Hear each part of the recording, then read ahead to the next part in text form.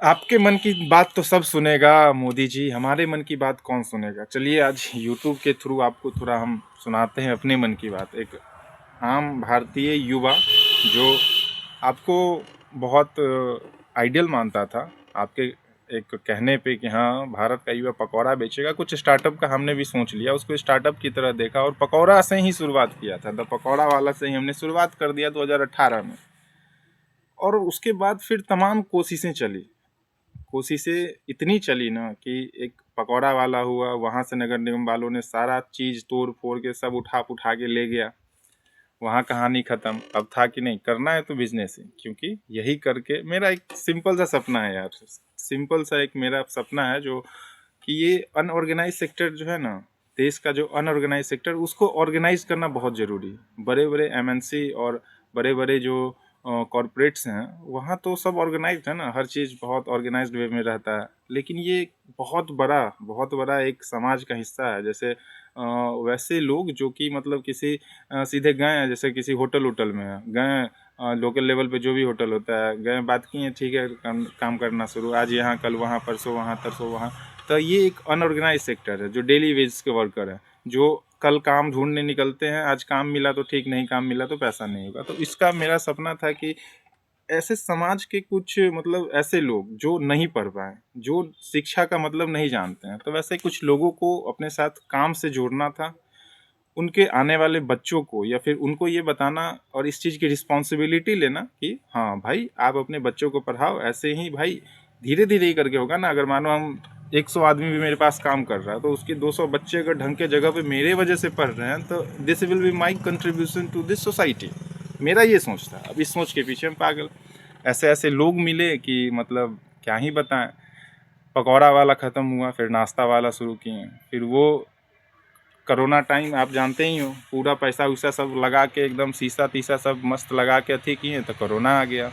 वहाँ मकान वाले की जो थे पहले बोले कि हम रेंट नहीं लेंगे, हम कोरोना आया तो 1 महीना में बोले कि खाली कर देंगे, तो फिर बोले कि रेंट नहीं लेंगे, रहने दो।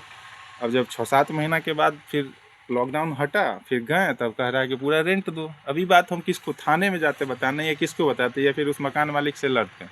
तो इस तरह के लोग मिलते रहें अलग अलग जगह पे, अलग अलग टाइम पे ना। बहुत ऐसे कैरेक्टर्स हैं जिसका मतलब हम व्याख्या करें तो क्या ही बताएं। लेकिन एक सपना मेरा बस इतना था कि हाँ एक अपना बिजनेस हो जिससे कुछ लोग जुड़े हों, सबका सब चल रहा हो, और इतना ही बस था। क्योंकि आप इस जीडीपी में ना इसी तरह हिस्सा बन सकते हो, किसी भी बिजनेस में इन्वॉल्व होके, या फिर किसी तरह का इस सब चीज़ में जो होता है इन्वॉल्वमेंट आपका है कि नहीं, किसी भी प्रोडक्ट में, मार्केटिंग में कैसे किसी चीज़ को ये कर रहे हो, तो इसमें एक इन्वॉल्वमेंट होता है, तो आपका एक योगदान होता है सोसाइटी के लिए। तो हम भी अब मोदी जी कहें पकौड़ा बेचो, पकौड़ा बेचना शुरू कर दिया। हालांकि आपको कोई लोन नहीं देगा।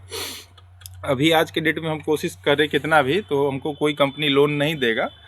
वही अडानी अंबानी इन सब को तो मतलब जो नीरव मोदी या ये सब जो किंग फिशर की विजय माल्या है, वो अभी भी जाके भारत में, अभी उसका एक वीडियो ये हो रहा था, वायरल हो रहा था कि हाँ हम भारत के सबसे बड़े भगौड़े हैं। तो वो पैसा लेके भाग सकते हैं, लेकिन हम लोग को ना 2-4 लाख रुपया का भी लोन का जब आवश्यकता पड़े ना, तो क्रेडिट स्कोर चेक किया जाएगा। उस क्रेडिट स्कोर को जो कंपनी एक ऐसे मतलब सोचो ना, 10,000 का हम 30,000 भर दिए, फिर भी कोई एकदम क्रेडिट में सुधार नहीं। 10 का 30 आप लिए, चलो कोई बात नहीं भाई, हमको नहीं नोटिफिकेशन आ रहा था। अब अचानक 1.5 साल के बाद आपकी भी नींद टूटी और हमको भी याद आया, तो जो भी आपका अमाउंट हुआ हमने आपको फुल एंड फाइनल किया। फिर भी क्रेडिट नहीं ठीक हुआ। उसके बाद भी कोशिश करते रहे, लेकिन फिर जाके 2022 हाँ 23 में एकदम लगा कि अब नहीं होगा, तो छोड़ दिए। फिर नौकरी सोचे कि नौकरी किया जाए, नौकरी करने गए एमएनसी में। देखे कि हाँ ये कॉरपोरेट्स कर क्या रहे हैं। ये एमएनसी बड़े बड़े जो मल्टीनेशनल कंपनी या सॉफ्टवेयर कंपनी आप देखते हो, तो मुझे ये देखना था कि भाई वो क्या करते हैं। तो जब मैं वहाँ पहुँचा, नौकरी वोकरी किया, तो अब ये चीज़ समझ में आया कि हाँ अगर आप ग्राउंड लेवल पे कोई बिजनेस कर रहे हो, मानो आपका बिजनेस 50-100 करोड़ का है, तो वो आपके लिए सारा सिस्टमेटिक सॉफ्टवेयर हर चीज़ जो भी होगा ना, वो सब को डेवलप करते हैं बैठ के। जैसे आपका एक बिजनेस है तो आप जाओगे तो उसमें बहुत बहुत अलग अलग मॉड्यूल्स होता है। कोई सीआरएम का होता है, कोई सैप का होता है, फिर सेल्स फोर्स होता है, और बहुत अलग अलग मतलब सारा ये चीज़ होता है, सबका डिपार्टमेंट होता है। एक बिजनेस आपके पास जाता है और आप सारी चीज़ों को अलाइन करते हो सॉफ्टवेयर या किसी भी आईटी में।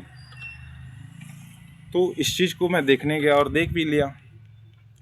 संघर्ष जारी है। संघर्ष कहने का मतलब कि आपके मन में क्या चल रहा है, नहीं चल रहा है सर, लेकिन मेरे मन में ये चलता है ना कि छोटे छोटे ऐसे रोजगार पे ना ध्यान देना बहुत ज़रूरी है, क्योंकि आप अगर एक ही को जायंट बना दोगे ना तो फिर ये देश के आने वाले भविष्य के लिए खतरा है। छोटा छोटा व्यापारी होना, छोटे छोटे स्तर का व्यापारी होना, छोटे छोटे स्तर पे अपने हिसाब से 100 लोग 200 लोगों को जोड़ना, ये जब होगा ना तो ये फिर मोनोपोली नहीं क्रिएट करेगा मार्केट में। और आज के डेट में जो भी देख लो, अडानी अंबानी ये वो 2 4 10 ही नाम होंगे जिसको आपको लगेगा कि पूरा भारत इन्हीं का है। हम लोग का तो बस यही खेत खलिहान है जहाँ हम लोग बैठते हैं, अपना घर द्वार है। आधा भारत इन्हीं का है, आधा से ज़्यादा भारत। तो सवाल बस इतना है कि संघर्ष भी आदमी कब तक करे। पकौड़ा वाला, नाश्ता वाला, फिर बीच में कोरोना आया तो वो बंद हुआ, वापस आए, सिचुएशन बहुत गंदा था, पानी का बिज़नेस शुरू किए, फिर बालूशाही मंगवाते थे उसका बिज़नेस शुरू किए, चीज़ें चली। हर चीज़ के ख़त्म होने का भी अपना है। उसके बाद लास्ट में एक MBBS चार्ट वाला स्टार्टअप किए, माइक लेके भी निकले थे, लेकिन हमको ना समाज में माइक लेके लोगों का समस्या दिखाने से ज़्यादा ज़रूरी लगा कि इस समस्या पे काम करना। तो फिर से MBBS चार्ट वाला स्टार्टअप कर दिए। हालांकि आप चेक कर सकते हो, अच्छा खासा वायरल भी हुआ था, लेकिन फिर मेरा एक्सीडेंट हुआ और वो ठेला जहाँ पे लगता था वो नगर निगम का था। वो ठेला जहाँ लगता था वो नगर निगम का था। अब नगर निगम वाले, अब हम यहाँ पर गए, वहाँ सब उठा के ले गए। बाद बाकी जो स्टाफ मेरा था वो इतना काबिल था कि सब चीज़ बेच बाच के चल दिया, हमारा पैसा भी लेके चल दिया। ऐसने लोग सब मिला तो रुकेंगे नहीं, क्योंकि हम रुकना नहीं जानते हैं। हम संघर्ष में ज़्यादा भरोसा करते हैं मोदी जी। हाँ, तो रुकेंगे नहीं। देखते हैं कि कब तक क्या होता है, लेकिन करेंगे ज़रूर, एक बिजनेस बनाएंगे ज़रूर। और बिजनेस भी फूड सेक्टर में ही करेंगे। बिजनेस भी फूड सेक्टर में ही करेंगे, क्योंकि इसी फील्ड को अभी हम समझे हैं, फिर धीरे धीरे किया जाएगा। लेकिन सपना बस यही है कि कुछ लोगों को अपने साथ जोड़ना, एक अच्छा काम करना, जो भी खिलाएं लगे कि हाँ कुछ अच्छा खिला रहे हैं। तो बस देखिए, आप तक अगर हमारे इस मन की बात को कोई पहुंचा दे तो बहुत बहुत आभार होगा।